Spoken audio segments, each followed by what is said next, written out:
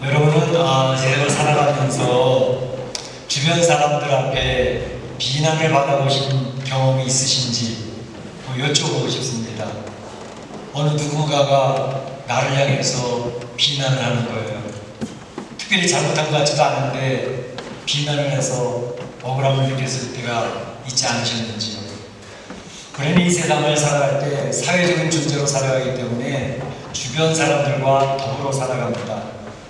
그런데 그렇게 살아가다가 어떤 사람들에게는 그 사람 참 좋아 하면서 칭찬하고 힘들 땐 또 격려를 받는 그런 경험이 있을 때는 참 기분이 좋습니다. 그 힘이 납니다.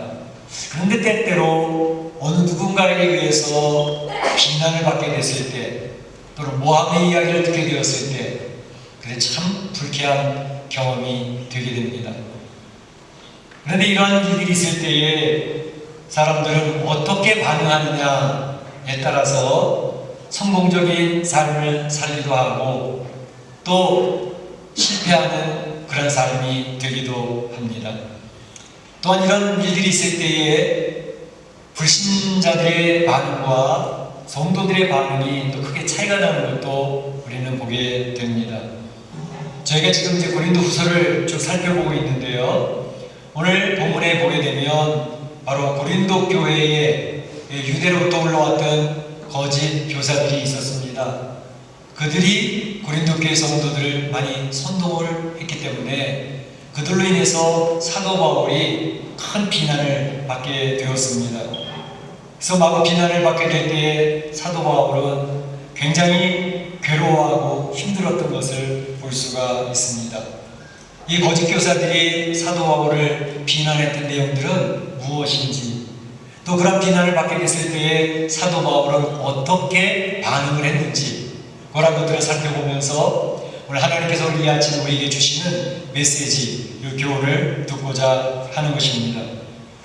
먼저 오늘 고린도후서 10장에 보게 되면 그 고린도 교회의 거짓 교사를 비롯해서 사도 바울을 비난했던 내용이 한 세 가지가 나오고 있습니다. 첫째는 사도 바울을 바라보면 가까이 있을 때, 가까이서 이야기하고 얼굴을 마주대서 이야기할 때는 사도 바울이 굉장히 유순하더라 하는 것입니다.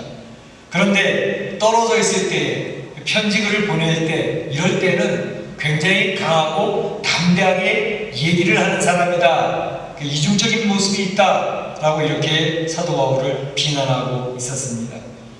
그런 내용과 또 한 가지 내용은 사도 바울은 육신을 따라서 행하는 사람인 것 같다 라고 하면서 사도 바울을 비난한 내용이 있었고요. 세 번째로는 사도 바울을 바라볼 때에 사도 바울은 별로 말하는 것도 쉬울지도 않고 별로 볼품이 없는 사람 같다 라고 이렇게 이야기하는 그런 비난의 내용들이 오늘 이 10장의 처음부터 1절부터 마지막 부분에까지 나오고 있는 것을 볼 수가 있습니다.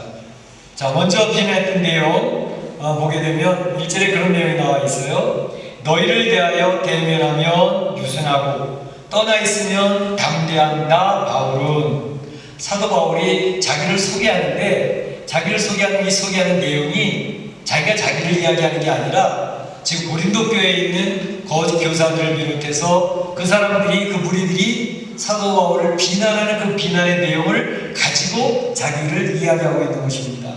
너희들이 그런다면서 나는 같이 얼굴로 맞대할 때는 굉장히 유순한 사람처럼 보인다며, 그리고 떠나 있을 때는, 편지로 쓸 때에는 그렇게 강하게 담대하게 공격적으로 그렇게 한다며, 이렇게 이중적인 모습이 있는 사람이 나라면서 그래 너희들이 이야기하는 것처럼 나는 대면을 볼 때는 유순하고 떠나 있으면 담대하다고 한 나 바울이 너희에게 이야기하고 싶다, 이렇게 이야기를 하고 있는 것이죠. 여기서 이야기할 때 유순하다라고 하는 표현은 타이페소페노스라고 하는 그런 헬라어 원어로 되어져 있는데 그 말의 뜻은 나약하다라는 뜻이 있습니다. 나약하다는 말도 뭐 이렇게 좋은 표현으로 얘기하는 게 아니라 그 말 속에는 나약하고 별 볼 일이 없는 그런 아주 경멸한다고 하는 그런 뜻이 포함되어져 있는 단어입니다. 그러니까 사도 바울이 유순하다 할 때는 뭐 착하게 유순한 게 아니라 별로 이게 나약하고 하는 그런 모습으로 이제 겁쟁이라고 하는 그런 표현을 이렇게 이야기한다고 말할 수가 있습니다. 그런가 하면 우리가 담대한 바울 할 때 담대하다 그런 뜻은 따로라고 하는 단어를 쓰고 있는데, 이것은 비겁한 모습 또는 뻔뻔스러운 모습, 그리고 자기 잘난 체하는 모습, 그것을 이야기할 때 이런 단어를 쓰고 있다는 것이죠. 그러니까 사도 바울을 볼 때 그들은 굉장히 사도 바울을 좀 인격 모독적인 그런 모습으로 이야기하고 있습니다. 그래서 사도 바울은 겁쟁이 아니야? 얼굴 대할 때 말도 못해. 멀리 있을 때만 뭐 큰 소리 빵빵 치고 자기 잘났대. 그런 얘기를 하는 거죠. 그러니까 이런 모습을 보면서 사도 바울이 반응을 보이는데 어떻게 반응을 보였을까요? 1절에 이렇게 얘기를 합니다. 너희를 대하여 대면하면 유순하고 떠나 있으면 담대하다고 하는 나 바울이 이야기한다. 나는 이제 그리스도의 온유함과 관용으로 친히 너희를 권하고 이야기하고 싶어. 이렇게 이야기를 하는 거죠.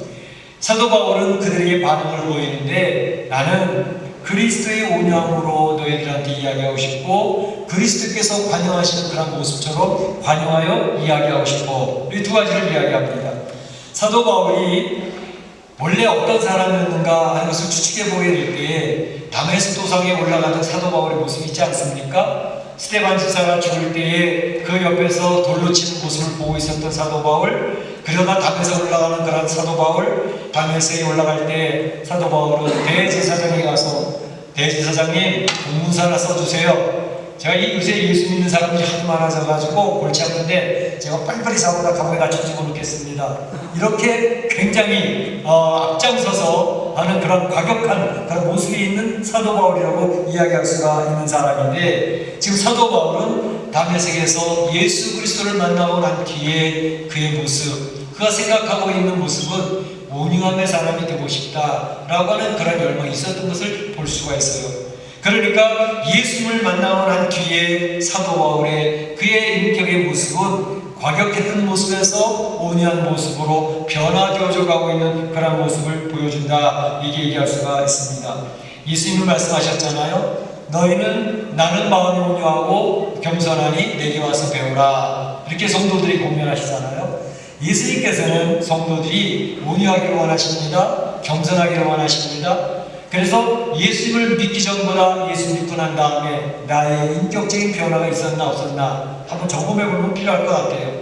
예수 믿은 지 이제 10년이 되었어요. 20년, 30년이 되었어요. 그런데 내 인격에 변화가 없다. 그러면 예수님을 닮아가는 모습이 별로 아니라고 얘기할 수 있겠죠. 저희 교회가 4대 비전을 가지고 얘기하고 있지 않습니까? 제 세 번째 내용이 예수님을 닮은 섬김의 공동체가 됩시다 라고 하는 표현을 가지고 있는데, 예수님을 믿는다고 하는 것은 점점 예수님을 닮아간다는 것을 이야기합니다. 예수님과 교제가 이루어지고 예수님의 음성을 들으며 예수님과 교제하기 때문에 주님을 닮아가는 모습이 되는 거죠. 부부끼리 살아도 점점 살다 보면 부부의 모습이 닮아간다고 그러지 않습니까? 심지어 얼굴도 비슷해진다고 그러지 않습니까? 성격도 닮아갑니다. 마찬가지로 예수님과 교제가 깊어지고 깊어질수록 나도 모르는 사이에 예수님의 품성이 내 안에 생기게 된다는 것이죠. 그래서 예수님을 믿게 되면 예수님의 미소가 성도 여러분의 미소에서 나타나는 것이 좋습니다.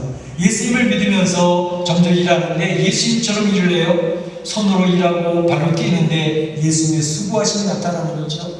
그들의 수고에서 땀을 흘리는데 그 땀 흘림 속에서 예수님의 땀 흘리시는 모습이 나타난단 말이죠.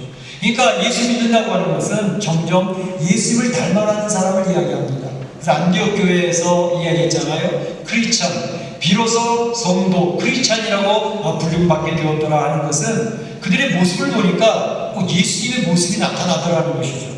그래서 크리스찬 작은 그리스도들이라고 하는 그런 별명, 별칭을 얻게 되어졌다는 것입니다. 한번 점검해 볼 필요가 있습니다. 내가 예수 믿은 지 오래되어졌는데 나의 인격이, 나의 신앙 인격이 얼마나 변화되어져 가고 있는가 하는 것을 점검할 필요가 있죠. 사도 바울은 예수님을 만난 뒤에 그의 인격이 변화되어져서 온유한 예수님의 모습으로 대하고 있는 것을 볼 수가 있습니다. 또 한 가지는 관용이라고 하는 단어를 쓰고 있습니다. 내가 그리스도의 관용으로 친히 너희를 대하고 이야기하고 싶어, 이렇게 얘기를 하죠. 관용이라고 하는 말은 자기를 무시하는 사람들에게 악의를 품지 않는 마음을 관용이라고 이야기할 수가 있습니다. 우리가 보통 사람 같으면 나를 향해서 공격을 합니다. 손가락질합니다. 뒤에서 험담하는 이야기가 있습니다. 그러면 그런 사람을 대하게 될 때 감정이 별로 좋지 않습니다. 악한 감정이 생깁니다. 그렇게 반응하는 것이 보통 상식적입니다. 일반적입니다. 나를 욕하는 사람에게 좋은 이야기할 수 있는 사람이 얼마나 있겠어요. 나를 욕하고 뒤통수를 치는 사람에게는 같이 악한 감정을 품을 수밖에 없는 게 우리들의 모습이지 않겠습니까? 그런데 사도 바울은 관용으로, 그리스도의 관용으로 너희들이 이야기하고 싶다라고 이야기하고 있는 것입니다. 바로 사도 바울은 예수님을 만난 뒤에 그리스도께서 이야기하신 예수님의 온유하심과 겸손을 배우는 그런 모습으로 바뀌어져 있다는 것을 볼 때 우리도 신앙생활하면서 나의 인격은 얼마나 달라지고 있는가 한번 점검하는 것은 꽤 필요하겠다라는 생각을 해보는 것입니다. 우리 성도들이 주님처럼 닮아가시기를 주의 이름으로 축원합니다. 축복합니다. 두 번째 비난은 이런 내용이었습니다. 육신을 따라 행하는 자다. 사도 바울은 가만히 보니까 육신을 따라 행하는 사람 같아 라고 그들이 비난하고 있습니다. 성도들하고 가까이 있을 때 교회 안에서 보게 되면 굉장히 겸손한 것 같이 보여. 겸손한 척을 되게 해. 그런데 떨어져서 사회에서 생활할 때는 얼마나 권위적인 줄 몰라. 굉장히 교만해. 자기 자랑도 잘하고. 그들이 지금 사도 바울을 그렇게 이야기하고 있는 것입니다. 사도 바울은 겁쟁이일 뿐만 아니라 이제 이기적인 그런 모습이 있고 또 아주 기회주의적인 그런 모습이 있다. 그리고 자신의 권위만을 내세우고 자기 권위를 보호하려고 하는 그러한 사람같이 보인다라고 사도 바울을 공격하고 있는 것입니다. 이제까지 고린도 교회 그 거짓 교사들이 사도 바울을 공격했던 내용들이 뭐죠? 여러 가지가 있겠지만 그 중에 크게 두 가지. 예루살렘 교회를 돕고자 했던 그런 부정금을 모으자 했을 때에 다른 데살로니가 교회를 비롯해서 베레아 교회라든지 주변 로컬 처치들은 부정금을 열심히 모아서 사도 바울에게 우리 모교회 예루살렘 교회를 도와주세요 이렇게 전달해 줬어요. 그런데 고린도 교회는 제일 먼저 우리가 하겠습니다 그렇게 얘기를 하더니 전혀 준비하지 않고 있었습니다. 그러면서 사도 바울을 비난하기를 사도 바울이 부정금 하라고 그 돈 모아서 자기 주머니 집어넣으려고 그래. 지가 쓰려고 그러는 거지 뭐. 그러고 사도 바울을 공격을 했습니다. 뿐만 아니라 사도 바울이 고린도 교회 방문한다고 약속을 하지 않았습니까? 그러다 변경을 시켰죠.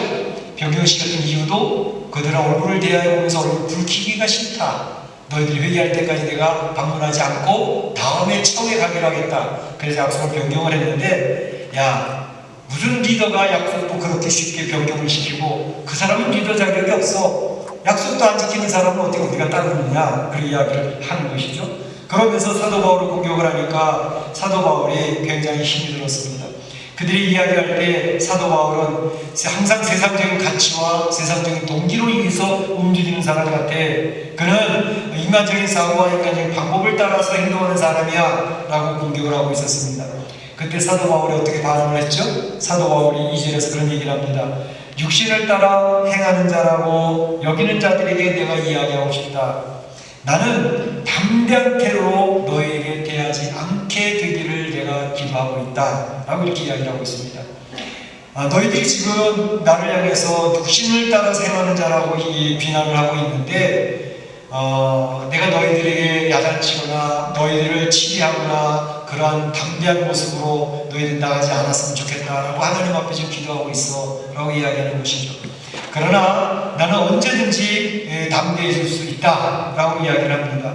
사실 사도 바울은 지금 1장부터 9장까지 자기 여러 가지 고린도 교회를 다루는 모습 속에서 굉장히 부드럽게 이야기를 했습니다. 그리고 그들에게 요청하듯이 부탁하듯이 이야기를 했습니다. 그런데 오늘 여기에서는 그는 아주 그러한 자세는 다르게 단호하게 공격적으로 내가 한번 굳은 담대함으로 나가볼까? 라고 이렇게 이야기를 하고 있는 것입니다. 그런데 바로 이런 모습 속에서 사도 바울이 이야기하는 것은 이제 내가 굉장히 너희들 앞에 유약하게 보이고 유순하게 보이고 힘없이 보이니까 너희들이 나는 힘없는 겁쟁이라고 생각을 하는데 그렇지 않다라고 이야기하는 것이죠. 오히려 나약한 운명으로 나가게 되어지면 너희 악을 방조하는 것이 될 수밖에 없어서 나도 담대하게 강하게 너희들에게 대우할 수 있어 라고 이야기를 하는 것입니다. 4절, 5절, 6절에서 그런 내용을 설명하고 있는데 우리가 싸우는 무기는 하나님의 능력이라 그리스도에게 복종하게 하려 한다 라고 이렇게 이야기를 하고 있습니다. 너희들이 이야기하는 것처럼 육신을 따라 행한다고 이야기하는데 그래 내가 육신을 따라 너희를 대할 수도 있겠지. 그가 배운 학문, 엘리트 교육을 받은 사람이거든요. 학문이 대단히 높았습니다. 그가 경험한 것들도 대단히 많았습니다. 그는 3층까지 나아가는 영적인 놀라운 경험을 했던 사람입니다. 그래서 그러한 것을 가지고 그들에게 이야기할 수도 있지만 자기는 그렇게 하지 않겠다라는 것입니다.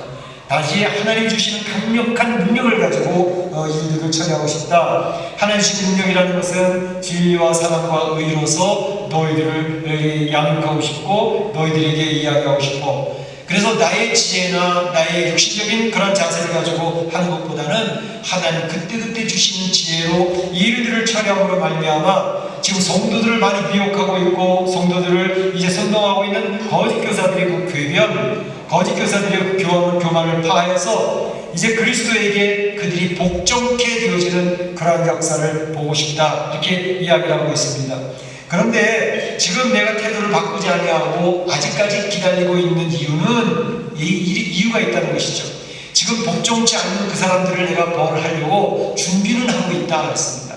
다시 말하면 치리하려고 준비를 하고 있다. 그러나 내가 시간을 가지고 급하게 하지 않게 하려고 한다라고 이야기하고 있습니다.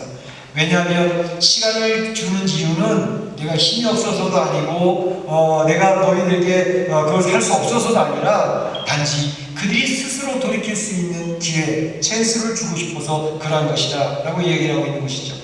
디모데전서에 보게 되면 데살로니가에서도 그렇고 많은 사람들이 예수님의 재림에 대해서 비아냥거렸습니다. 다시 말하면 야 예수님 재림하신다고 그렇게 떠들어대면서 예수님 지금 아직도 안 오시잖아. 예수님 오신다고 그러니 벌써 언제냐? 아직까지도 안 오시는데 예수님 오실 뭘 오셔? 안 오실 거야 아마? 이렇게 예수님의 재림을 비아냥거렸습니다. 그때 성경에서 사도 바울이 설명했던 내용은 예수님의 재림이 더디 오는 것은 이유가 있다. 안 오시는 게 아니고 더디 오시는 이유는 그 죄 지었던 사람이 한 사람이라도 더 깨닫고 하나님 앞에 한 사람이라도 더 돌아오게 하려고 하나님께서 그 기회, 그 시간을, 기회 찬스를 하나님 누려주시기 위해서 지금 말없이 기다리고 계시는 중이다 이렇게 설명을 하고 있는 것입니다. 그러니까 사도 바울은 지금 고린도 교회 성도들에게 내가 당장 가서 담대하게 너희를 치리하고 너희를 교회 안에서 쫓아내버릴 수도 있어. 그러나 그렇게 하지 않는 이유는 바로 그들이 하나님 안에서 회개하고 돌이켜서 돌아올 때까지 그래서 하나님의 은혜가 드러나기를 기다리는 마음 때문에 기다리고 있다 라고 이렇게 반응을 하고 있는 것을 볼 수가 있습니다. 세 번째 사도 바울을 향해서 비난했던 내용은 7절에 나타난 것처럼 너희는 외모만 보는도다. 사도 바울이 별로 이렇게 모습이 건장이 풍치하고 멋진 사람같이 보이진 않았나 봐요. 볼품이 별로 없어 보였나 봐요. 우리 예수님도 그랬다 그러지 않습니까?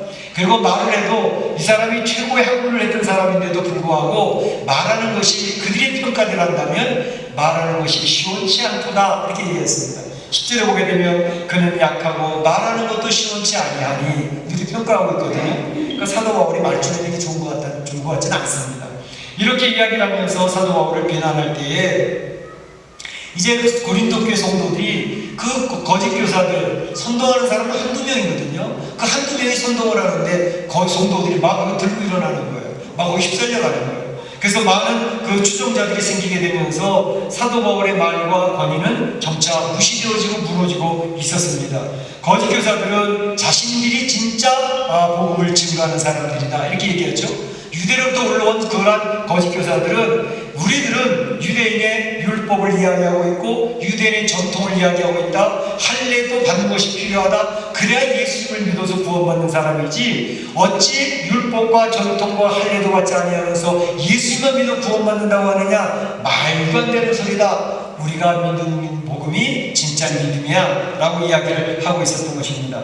그러면서 자기 자신들을 스스로 높이고 있었던 것을 볼 수가 있죠. 그리고 교만해하면서 사도 바울을 무시하고 깔보는 그런 모습들이 그들에게 나타났던 것입니다. 이것은 그들 스스로 온전한 믿음을 가졌다라고 이야기할 수 없는 반증이 되어지는 것입니다.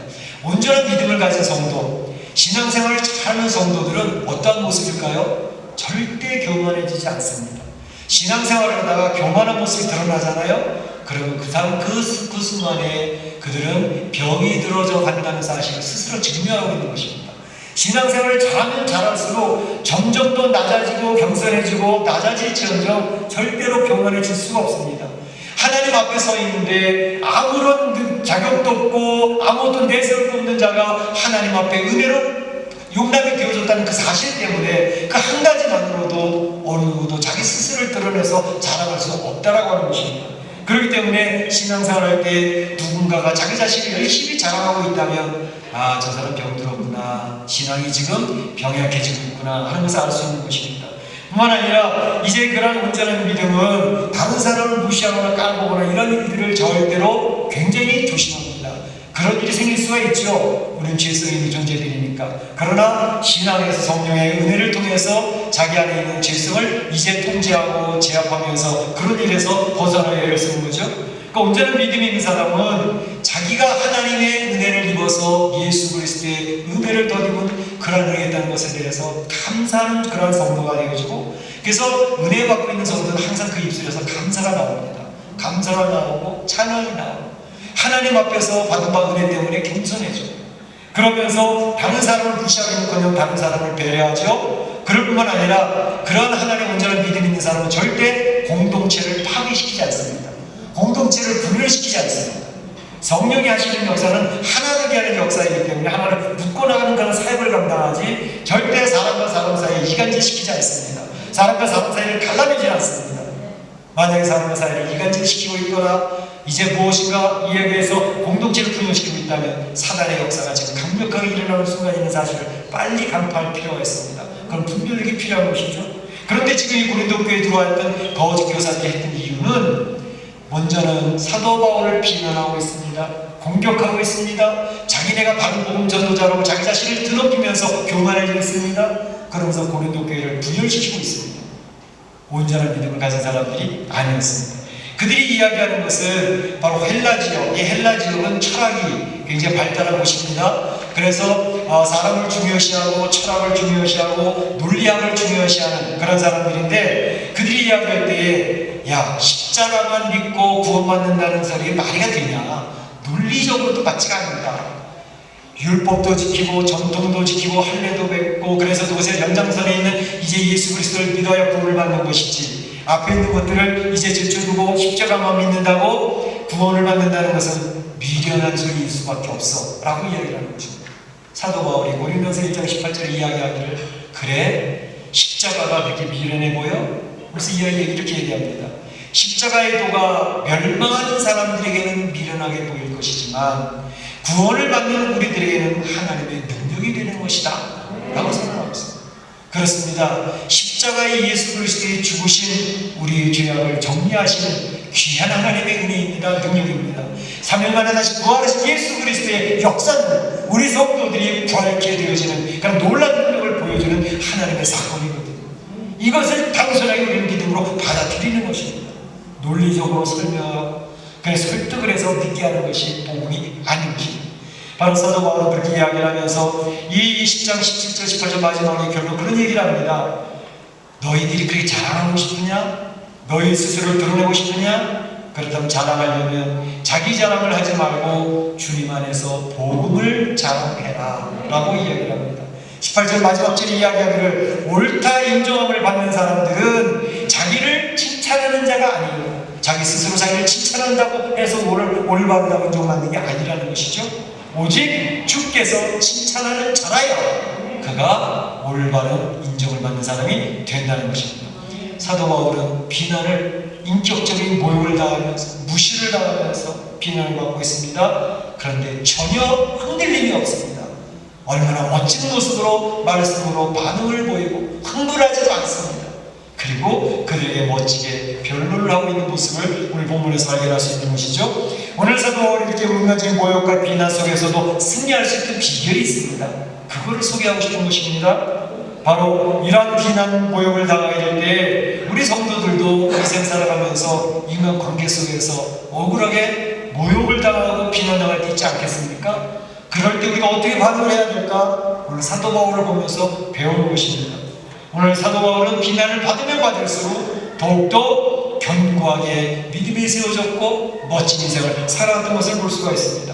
사도 바울이 비난을 받으면서도 그런 주변의 인간 관계 속에서 상처보다는 더욱더 말씀으로 주님께 가까이 나갈 수 있었던 비결이 있습니다. 그것은 다메섹 도상에서의 경험입니다. 다메섹 도상에서 예수님을 만났습니다. 예수님, 당신 누구십니까?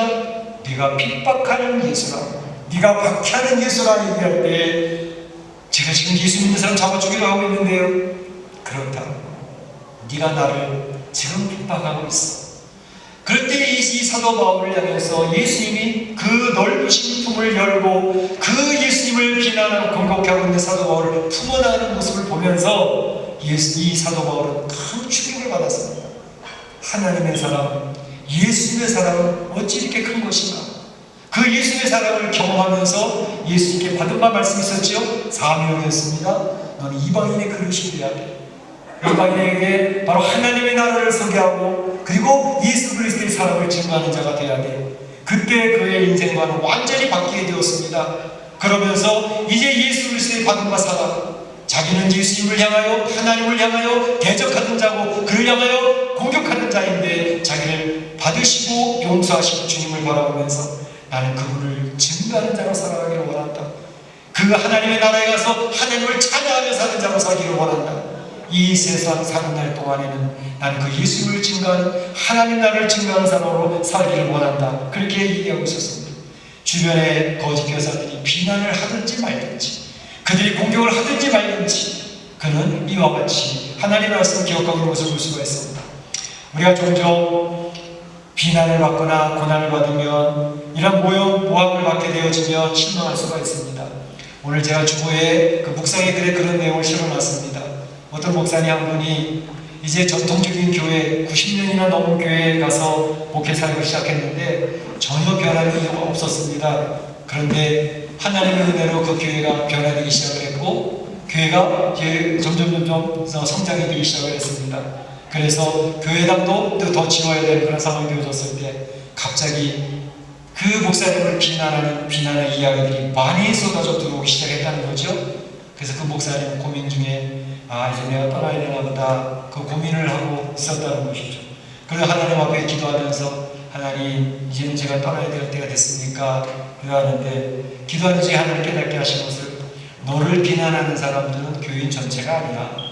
너를 비난하는 사람은 기껏 해봤자 네 가정밖에 안 된다. 그 네 가정은 그 교회의 주인 노릇을 했던 가정들인데 괜찮아. 하나님께서 그에게 말씀으로 믿음으로 함께 해주셨던 것을 기억하고 다시금 일어서 그래서 비난받을 때 하나님 앞에 엎드려 기도하면서 힘을 냈다고 하는 내용이 실려져 있습니다. 우리 세상을 살아가면서 성도들을 비난할 때 모든 사람이 여러분을 비난한다고 착각하지 않으시면 됩니다. 비난하는 사람은 한두 명입니다. 말하기를 누가 그러는데 사람들이 그러는데 너 그렇다고 그러더라. 자기 말이 아니라 누구 말을 전달해 주는 거죠. 근데 그 속에 비난이 있습니다. 모함이 있습니다. 거기에 현혹되지 마시기 바랍니다. 사도 바울은 그런 일이 있을 때 오늘 이야기를 합니다. 나는 그리스도의 사랑을 받은 자이기 때문에 하나님의 은혜 속에서 그 일을 감당하기를 원해 라고 이야기를 합니다. 그러면서 이야기하기를 16절에도 자랑하지 아니하고 너희 지역을 넘어 복음을 전하게 하려 함이라 그랬습니다. 사도 바울은 고린도 교회 개척자입니다. 그들을 키웠던 양육자입니다. 그래서 영적 아버지로서 그들에게 담대하게 이야기할 수 있는 자격이 있습니다. 그러나 그렇게 하지 않습니다. 그들에게 부탁을 합니다. 바르게 세워주도록. 그러면서 내가 너희들에게 영적 아버지라고 자랑하고 싶지도 않아. 단지 이제 고린도 교회에 머물러 있고 싶지도 않고 스페인을 향해서 땅끝까지 이 복음을 증거하는 일에 내 도움 매진하고 싶어 라고 이야기하고 있는 것이 16절에 나와 있습니다. 사도 바울이 이렇게 할 수 있었던 것은 왜 그럴까? 우리가 잘 알고 있는 성경 구절 사도행전 20장 14절에 이렇게 얘기하고 있습니다. 나의 달려갈 길과 주 예수께 받은 사명 곧 그 은혜의 복음을 증거하는 일을 마치려면은 나의 생명을 조금도 아끼지 아니하노라. 주 예수께 받은 사명, 그 사명을 위해서는 내 생명을 아끼지 않겠어 라고 이야기를 하고 있습니다. 그가 이렇게 비난을 받고 억울한 일을 당해도 흔들리지 않는 이유는 바로 복음을 증거하는 자, 하나님 나라에 가게 될 자로서 이 세상에서 복음을 증거하는 자 살아야지 라고 사명감이 넘치는 삶을 살았기 때문에 가능했습니다. 인생을 살아갈 때 사명감을 가지고 살아가는 사람, 되는 대로 살아가는 사람과의 삶은 큰 차이가 납니다. 사명이 있는 삶이라는 것은 인생의 목표가 분명하고 뚜렷합니다.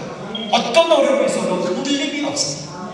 바라기는 우리 사랑하는 성도들이 사도 바울과 같이 사명감에 충만해서 이 인생을 멋지게 살아보시면 좋겠습니다. 그렇게 되시기를 주의 이름으로 축원합니다. 축복합니다. 이 시간 다 참으서 기도하겠습니다. 오늘 사도 바울과 같이 비난받게 될 때가 있습니다. 억울하게 이 모함을 당할 때 있습니다. 그럴 때 우리는 어떻게 반응할 것인가 오늘 사도 바울에서 배우기를 원합니다. 우리에게는 그리스도의 사랑이 있습니다. 용서를 경험했습니다. 이제 그리스도의 복음을 맡은 자로서의 사명이 있습니다. 그 사명을 가지고 주변의 상황이 어떠든지 간에 상관없이 잘 이겨내는 성도 되시기 바랍니다. 다 참으로 기도하겠습니다. 살아계신 하나님